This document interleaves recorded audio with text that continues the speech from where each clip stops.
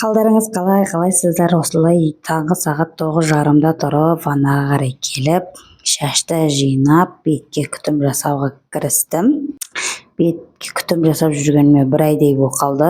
Өйткені менің кожам жаман, сухой кожа, жарылып, поралар шығып, быт болып кеткен. Сонымен қой деп енді өзімше алып, уход жасап жүрген бетім.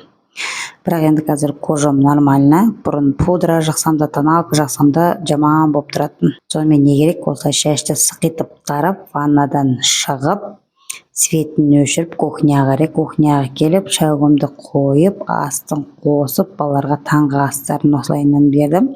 Бала-шаға, как всегда, бұлар аяйлап, жулап, қырқысып тамақтарын ішеді. Сонымен фык кеткізіп, осылай тұрған соң фык кеткізіп, столдың үстін жинадым. Мен фыкылдатып жүрген кезде уже түскі ас дайындайтын уақыт қойыпты. Қой дедім де, бір сүйегімді алып, оны газға қойып қойдым да, қалған аяқтарымды жинап жуып, одан кейін соның 1 литр қайнағаннан кейін оны алып тастадым да, қайтадан таза суға қойып, нан жайып қойғым. Нанның видеосы түспей қалыпты. Сосын картошкамды сыпылдатып ашып, сол қайнап тұрған еттің үстіне сала салдым да, осындай тамақ пайда болды.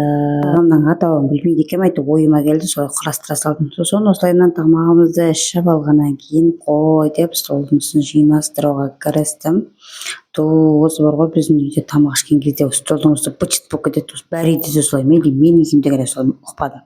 Сонымен қой шайта осы жердің бәрін сыртылдатып, жинап, тазалап, мына жаққа келдім де, оны бүйтіп фык кеткізіп жинай салдым.